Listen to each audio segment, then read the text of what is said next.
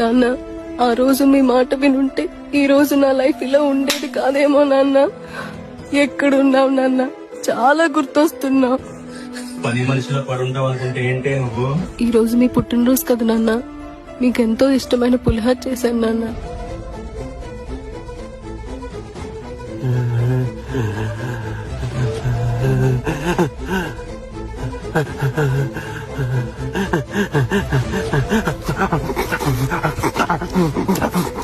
నాన్న,